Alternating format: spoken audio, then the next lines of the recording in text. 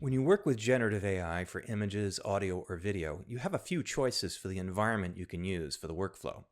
You could simply write Python code, but you'd have to deal with everything as bare files, plain text code documents, and a workflow that might be unintuitive to grasp at a glance.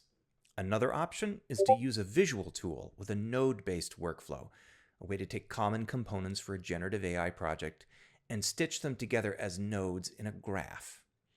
And one of the big names in this node-style workflow is a program called ComfyUI. It's driven by Python on the back end, but it isn't a total substitute for writing Python code to do generative AI development. Rather, it's a tool for workflows that have a highly visual component to begin with, like image generation, and where you may be interacting a good deal with both the workflow and the output as you go. Let's take a look at ComfyUI in action. Here's a simple ComfyUI workflow to generate images based on prompts.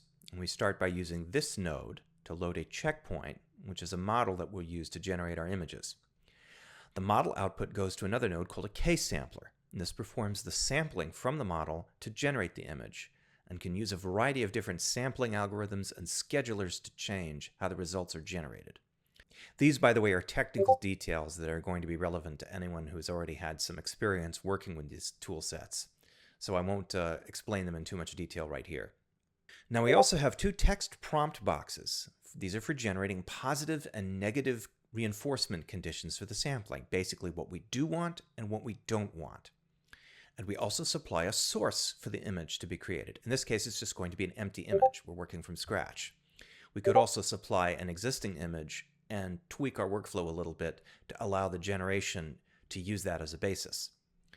Now the results from the sampler, which complete after a certain number of sampling steps, will then go to a decoder. So the results can be converted into an actual image, displayed, and also saved to a file. Now I'm going to run this workflow now, and as you'll see, the green borders on the boxes indicate which step of the workflow is currently running.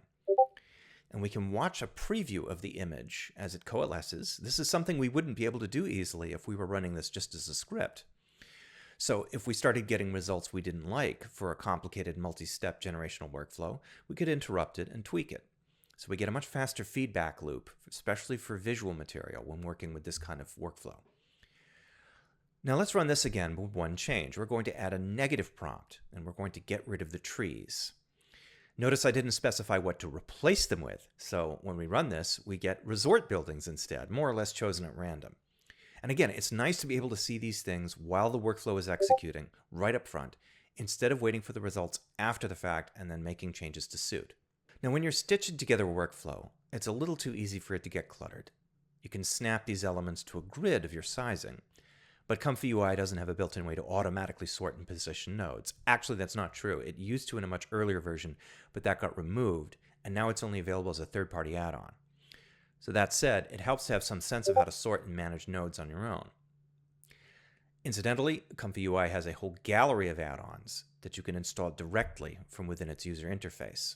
So the more advanced work that you do, you may not necessarily have to create from scratch. You may have an existing workflow or existing advanced node sets somebody else has created that you can rely on, in much the same way the entire Python ecosystem provides such things. Now there is also one very handy organizational feature that you can use right away. You can select a set of nodes like this and then collapse them into what's called a subgraph, so that nodes that you don't do much with can be hidden from view. Since most of what I'm doing only involves the reinforcement K-sampler nodes, I can select others that I'm not working with constantly and collapse them together to put them out of sight. If I want to see that subgraph, I can click to it to jump to it. And I can also edit all of the input and output connections from that subgraph to the rest of the workflow. And if I want to, I can always unpack the subgraph and make it part of the main workflow again if I need to do that. Now, there may come a time when you want to take your workflow in ComfyUI and turn it into an actual Python script and continue working on it as actual code. There is an extension to allow this. It's called, fittingly enough, ComfyUI to Python. And keep in mind this process is a one-way street.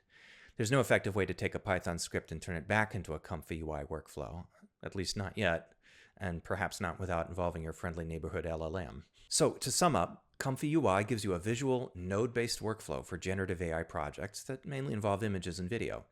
It provides you with visual interactivity with your generated content and its process, that would be hard to have if you just wrote Python as plain text. And you have a rich ecosystem of add-ons and extensions, among which is an export system for deriving a Python script from your workflow. So that's it for this episode. If you liked it, leave a comment below, and don't forget to follow Dev with Serdar and InfoWorld on Facebook, YouTube, and InfoWorld.com.